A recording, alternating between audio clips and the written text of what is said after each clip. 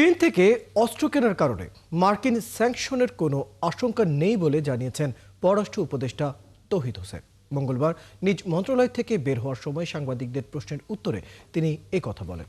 বাংলাদেশ সবসময় ভারসাম্যপূর্ণ পররাষ্ট্র নীতি বজায় রাখবে বলেও ঘোষণা দেন তিনি।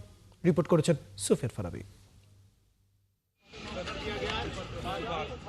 সম্প্রতি দিল্লিতে একটি বিস্ফোরণে নিহত হয়েছেন বেশ কয়েকজন ভারতীয় নাগরিক। এ ঘটনায় বাংলাদেশকে জড়িয়ে নানা ধরনের সংবাদ পরিবেশন করছে দেশটির বেসরকারি গণমাধ্যমগুলো। বিষয়টি হাস্যকর ও অবাস্তব বলে ক্ষোভ প্রকাশ করেছেন পররাষ্ট্র উপদেষ্টা তৌহিদ হোসেন। যাই কিছু ঘটুক না কেন, মিডিয়া আমাদের উপর দোষ চাপানোর চেষ্টা করবেই, কিন্তু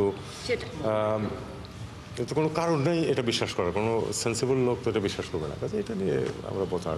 আরেক প্রশ্নের জবাবে উপদেষ্টা জানান, চীন থেকে অস্ত্র কেনার কারণে মার্কিন নিষেধাজ্ঞার কোনো আশঙ্কা নেই।